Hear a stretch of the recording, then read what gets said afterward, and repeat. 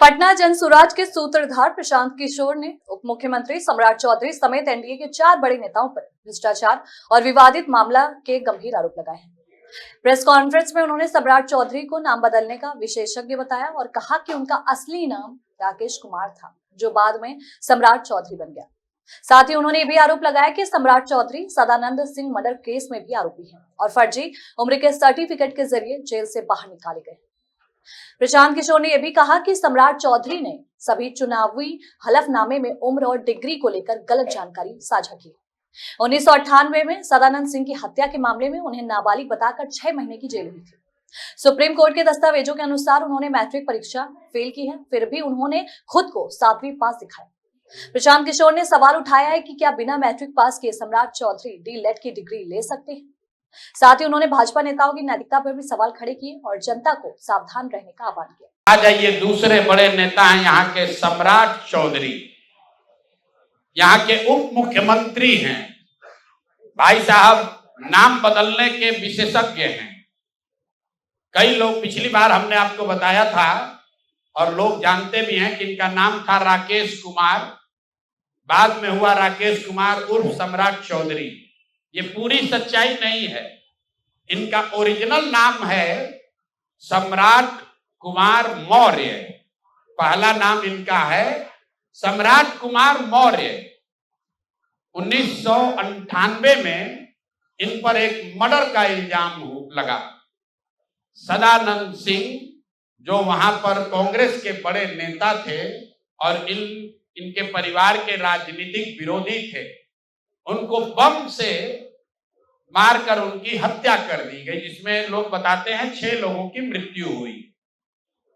उस केस में आज के सम्राट चौधरी और तब के सम्राट कुमार मौर्य एक्यूज्ड थे, बजाबता जेल गए और 6 महीना के बाद जेल से निकले। नाबालिग होने के नाम पर इनको जेल से निकाला गया।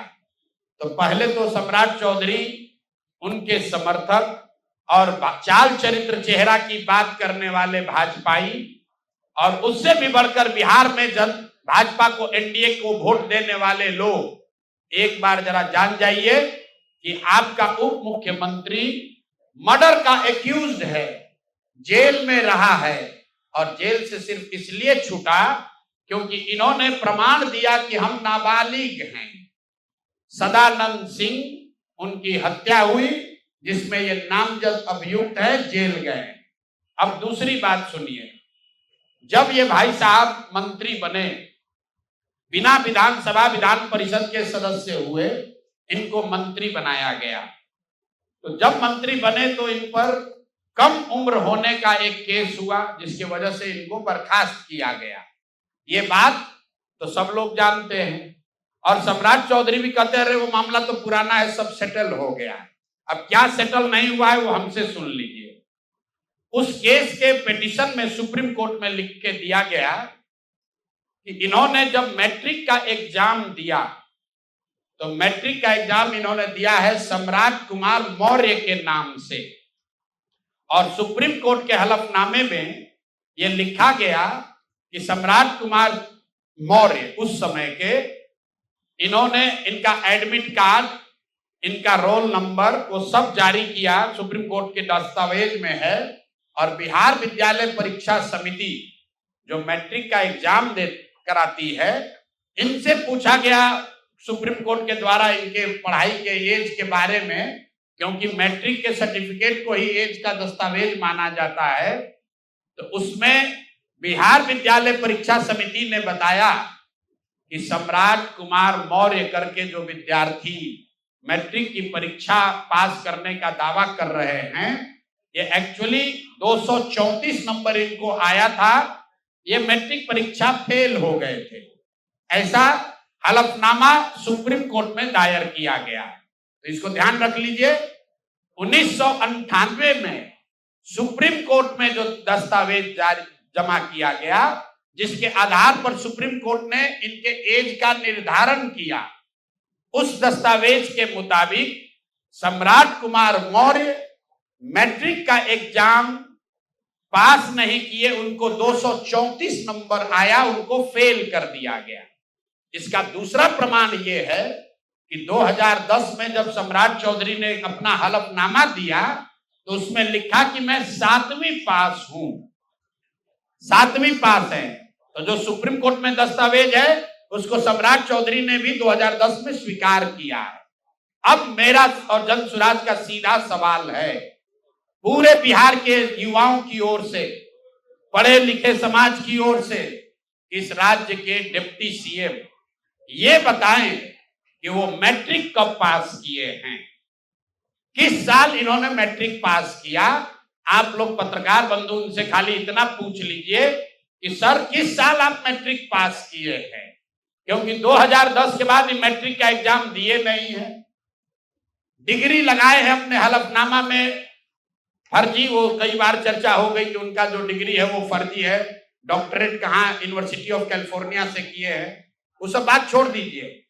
सीधा सवाल, सम्राट कुमार मौर्य जो जिन पर मर्डर का इल्जाम लगा, नाम बदलकर राकेश कुमार किया, वो राकेश कुमार जब अपने सुप्रीम कोर्ट के हलफनामे में कह रहे हैं, बिहार विद्यालय परीक्षा समिति ने कहा कि मैट्रिक का परीक्षा फेल कर गए हैं, इन्होंने खुद स्वीकार किया 2010 में कि 7वीं क्लास ये पास हैं, तो फिर ये मैट्रिक का परीक्षा कब पास किए हैं, यही सीधा सवाल है। ये बहुत बड़ा बड़ा लंबा लंबा फेंकते हैं, कभी मुरेठा बांध कर कभी मुरेठा खोल के। ये आदमी इतना फर्जी है, ये मैट्रिक का परीक्षा पास ही नहीं किया।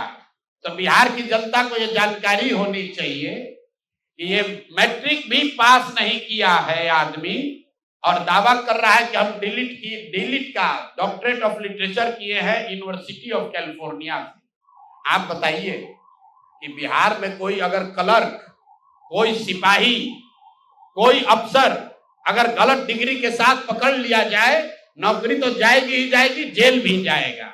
ये आदमी डिप्टी सीएम है, फर्जीवाड़ा किया है, मर्डर के केस में जेल गया है, 7वीं पास होने का सर्टिफिकेट लिखा है अपने एफिडेविट में, और आज तक इलेक्शन कमीशन भी नहीं पूछ रहा है कि मेरे भाई तुम डिलीट कर लिए, मैट्रिक कब पास किए, क्या बिना मैट्रिक पास किए डिलीट कर लिए। तो ये इनसे सवाल है, आप लोग नहीं पूछिएगा तो इस बार जब हलफनामा लड़ने आएंगे चुनाव, तो इनका जो भी विरोधी होगा इनसे पूछेगा कि भैया मैट्रिक कब पास किया, उसका सर्टिफिकेट लगाओ। अपने चुनावी हलफनामा में भाई साहब 10वां 12वीं का बात नहीं करते हैं, सीधे बात किया कि हम ग्रेजुएशन किए हैं कामराज यूनिवर्सिटी से, जो है ही नहीं। उसके बाद कह दिया डॉक्टरेट ऑफ लिटरेचर कर लिए यूनिवर्सिटी ऑफ कैलिफोर्निया से।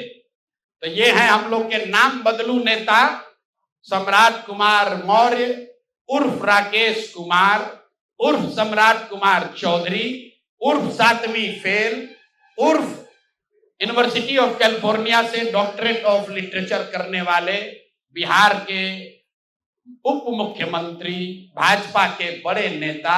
इनका देखिए चाल चरित्र और चेहरा, मर्डर के इल्जाम में जेल काट कर आया है। तो मेरे भाई भाजपा के जितने वोटर हो, आप राजद को कहते हो जंगल राज की बात, राजद वाले जंगल राज के लिए दोषी हैं, उसके लिए जनता ने उनको सत्ता से हटा दिया, लालू जी को जेल जाना पड़ा। और ये सब जो मैं रोज कहता हूं, कंबल उड़कर घी पीने वाले लोग, पहले राजद में था तो वहां पर भी गुंडागर्दी किया, और अब भाजपा में आकर यहां भी लूट मार कर रहा है, पूरे राज्य का स्थिति बर्बाद कर रहा है।